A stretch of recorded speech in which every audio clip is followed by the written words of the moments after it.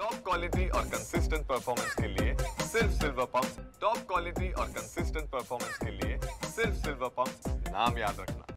25 तारखेला 9 वाजता MMRDAने Elphinstone bridge बंद करण्याचा निर्णय घेण्यात आलेला होता। मात्र या ठिकाणचे जे स्थानिक रहिवासी आहेत त्यांनी याला कडाडून विरोध केल्यानंतर आता या निर्णयाला स्थगिती देण्यात आलेली आहे। पुढचे 2 दिवस म्हणजे सोमवारपर्यंत हा ब्रिज सुरू राहणार असल्याचं आता या ठिकाणचे स्थानिक आमदार कालिदास कोळंबकर यांनी सांगितलेलं आहे। आपण या ठिकाणी बघू शकतो 25 तारखेला 9 वाजता या ठिकाणी हा ब्रिज देखील बंद करण्यात आलेला होता। या ठिकाणी JCB आणण्यात आले होते। या ठिकाणी मोठा पोलिसांचा फौजफाटा या ठिकाणी तैनात करण्यात आलेला होता आणि ब्रिजचं जे डिवायडर आहे त्याचं तोडण्याचं काम देखील सुरू करण्यात आलेलं होतं।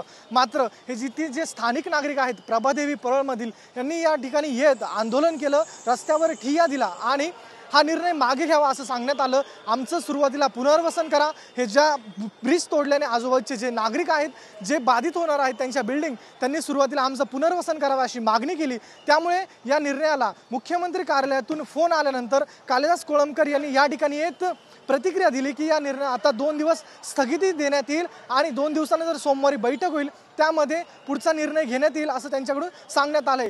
त्यामुळे आता 2 दिवस या पुलाला स्थगिती देण्यात आलेली असून या ठिकाणून वाहतूक सुरू असणार आहे। त्यामुळे येणाऱ्या काळात काय होते ते पाहणं महत्त्वाचं ठरणार आहे। कॅमेरा पर्सन कृष्णा पवारसह मिरुती गणकवार, TV9 मराठी, मुंबई।